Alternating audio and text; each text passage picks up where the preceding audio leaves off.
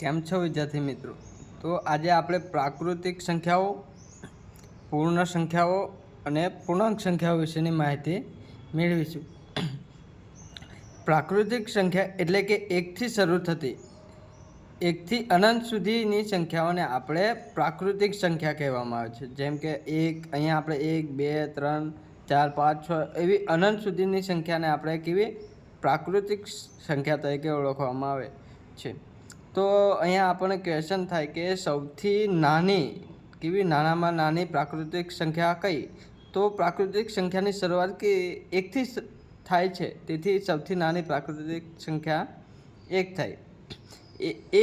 એક ગુણાકાર અને ભાગાકાર માટે કેવી તટસ્થ સંખ્યા, એટલે કે તટસ્થ સંખ્યા એટલે કે એ સંખ્યા સાથે આપણે કોઈ સંખ્યાનો ગુણાકાર અથવા કોઈ પણ સંખ્યાનો આપણે ભાગાકાર કરીએ તો જવાબ કેવો તેના તે જ રહેશે. દાખલા તરીકે આપણે અહીંયા ગુણાકાર દઈએ તો 1 ગુણ્યા 5 કરીએ તો આપણને જવાબ કેવો 5 જ મળશે, એટલે કે તેના તે જ સંખ્યા મળે, એટલે એ કેવી ગુણાકાર માટે તટસ્થ.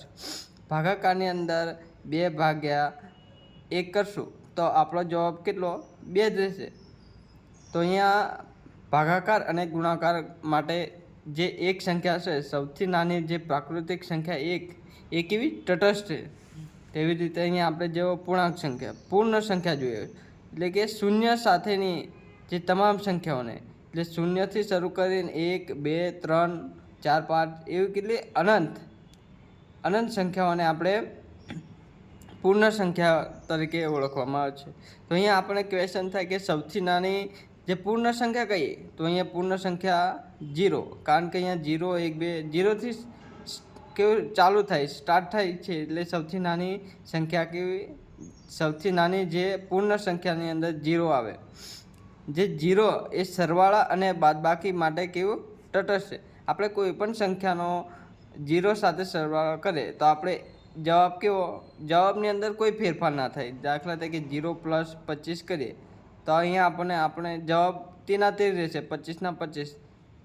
તો અહીંયા અથવા તો આપણે કોઈ પણ સંખ્યાની અંદરથી 0 બાદ કરીએ તો જવાબ કેવો તેના તે જ રહેશે, એટલે કે 0 એ જે સૌથી નાની જે પૂર્ણ સંખ્યા 0 છે એ કેવી સરવાળા અને બાદબાકી માટે કેવી તટસ્થ છે. એવી રીતે આપણે જોઈએ તો જે પૂર્ણાંક સંખ્યા એટલે જે સંખ્યાની અંદર આપણે ઋણ સંખ્યા હોય અથવા તો શૂન્ય અથવા તો ધન સંખ્યાઓનો સમય, આ 3 એ 3 માઇનસથી લઈ 0, 0 +1 +2 આ બધી સંખ્યાઓ કેવી કહેવાય પૂર્ણાંક સંખ્યા કહેવાય. દાખલા તરીકે અહીંયા -3, -2, -1 એવી ડાબી સાઈડ જઈએ તો અનંત સંખ્યા, જે ઋણ સંખ્યાઓ, અથવા તો જમણી સાઈડ જઈએ તો આપણે કેવી ધન સંખ્યાઓ અને 0 આ 3 સંખ્યાઓનો સમાવેશ થઈ એને આપણે કેવી પૂર્ણાંક સંખ્યા કહેવામાં આવે છે.